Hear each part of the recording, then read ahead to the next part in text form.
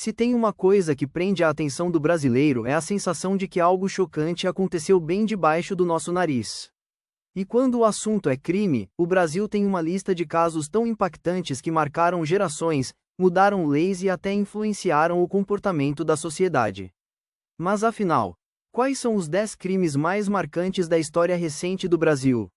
Neste vídeo, vamos mergulhar em uma linha do tempo sombria, mas necessária, onde cada caso revela muito mais do que apenas violência, revela falhas no sistema, mistérios nunca resolvidos e cicatrizes que o tempo não apagou. Prepare-se para conhecer os crimes que entraram para a história, seja pela brutalidade, pela comoção ou pelas reviravoltas surpreendentes. Assista até o final, porque o número 1 vai fazer você repensar o que é justiça no Brasil. Em 10º lugar, o caso Isabella Nardoni, ocorrido em 2008.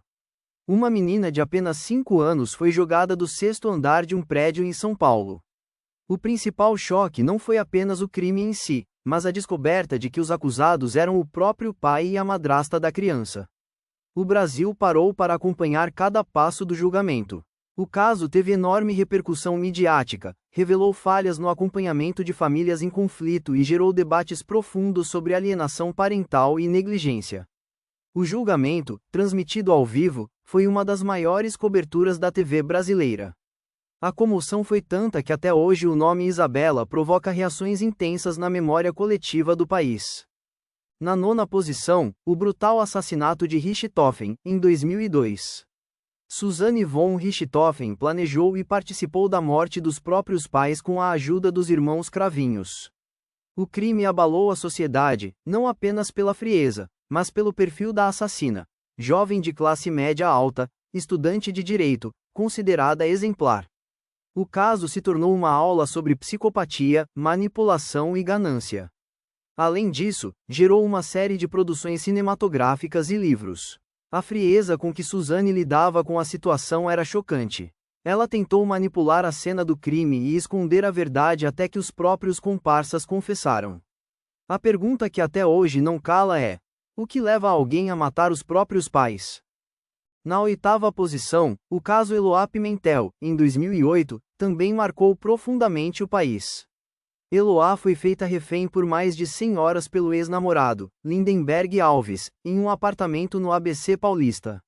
A polícia falhou em diversas tentativas de negociação e, no momento da invasão para resgatar Eloá, ela foi baleada e não resistiu.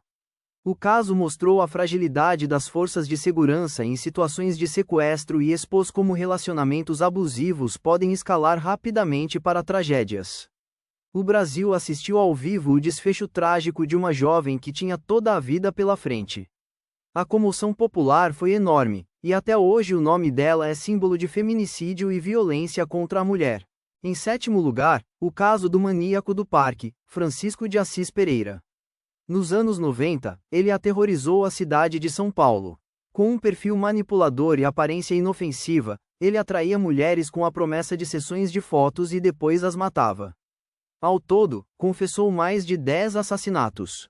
Sua prisão foi um dos momentos mais esperados da década, e o caso levantou questões importantes sobre segurança para mulheres e a falta de registros adequados sobre desaparecimentos. O impacto psicológico na população foi enorme.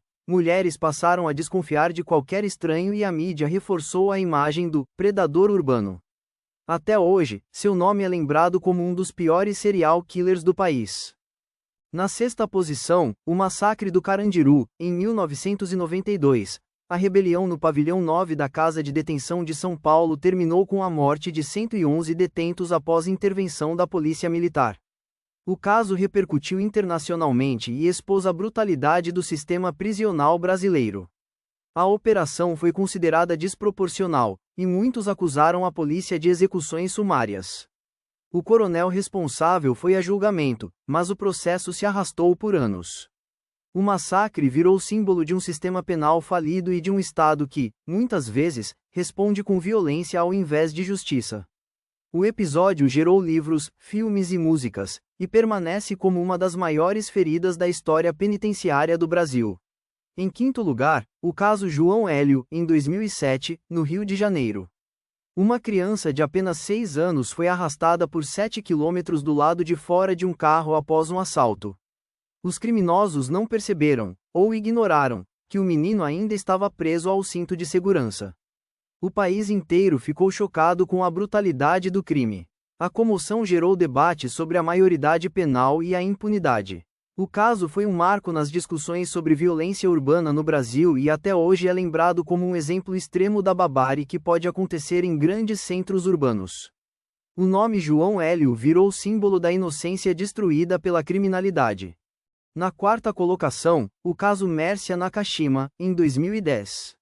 A advogada foi assassinada por um ex-namorado policial militar, Misael Bispo.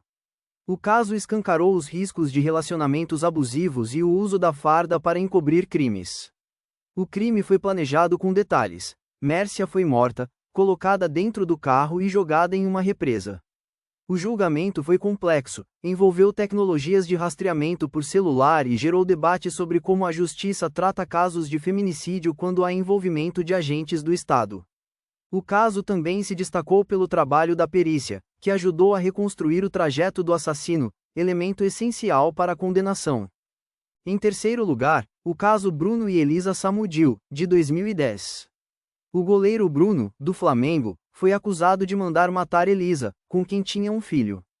O corpo nunca foi encontrado, mas as provas circunstanciais e os depoimentos levaram à condenação. O crime mostrou como fama, poder e dinheiro podem gerar um sentimento de impunidade. A frieza com que Bruno lidou com a situação chocou o país.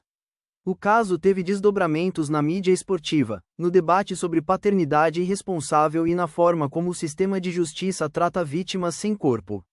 Foi um divisor de águas na discussão sobre crimes cometidos por pessoas públicas. Na vice-liderança, um caso que chocou o Brasil pela brutalidade e frieza. O assassinato da jovem Yasmin da Silva Neri, de apenas 16 anos, ocorrido em Araraquara, interior de São Paulo. Em 2019, Yasmin foi brutalmente morta e esquartejada por um adolescente de 17 anos, que alegou ter cometido o crime por curiosidade mórbida, dizendo que queria saber como era matar alguém. A frieza das declarações do autor, aliada ao planejamento e à execução do crime, deixaram o país perplexo.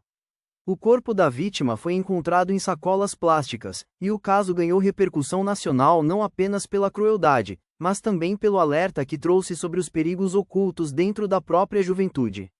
A tragédia acendeu discussões sobre saúde mental, violência entre adolescentes e a responsabilidade da sociedade em identificar sinais de distúrbios psicológicos antes que o pior aconteça. Até hoje, o caso é lembrado como um dos mais perturbadores da década. E finalmente, em primeiro lugar, o caso Daniela Pérez. Em 1992, a atriz foi assassinada pelo colega de elenco Guilherme de Pádua, com a ajuda da esposa dele, Paula Tomás. O crime chocou o país pelo motivo banal: inveja e ciúmes. A mãe de Daniela, Glória Pérez, transformou a dor em luta, e seu ativismo foi essencial para a criação de uma lei que endureceu as punições para crimes hediondos. A comoção foi tanta que milhares de cartas foram enviadas ao Congresso pedindo justiça. Esse caso não só marcou uma geração, como também mudou o Código Penal brasileiro. Foi a prova de que, mesmo diante do horror, é possível lutar por transformação. Esses 10 crimes marcaram o Brasil por suas consequências profundas e duradouras. São histórias que chocaram, transformaram e deixaram cicatrizes abertas na sociedade. Mas mais do que isso, nos fazem refletir: o quanto aprendemos com eles. Quantas tragédias ainda poderiam ser evitadas com mais empatia, prevenção e justiça? Se esse vídeo te prendeu até aqui, é porque essas histórias precisam ser contadas, e principalmente, compreendidas. Se você gostou, se inscreve no canal, ativa o sininho e comenta qual desses casos mais te impactou, ou se faltou algum que você nunca esqueceu. A verdade é que, por trás de cada manchete, existe uma lição que o Brasil ainda precisa aprender.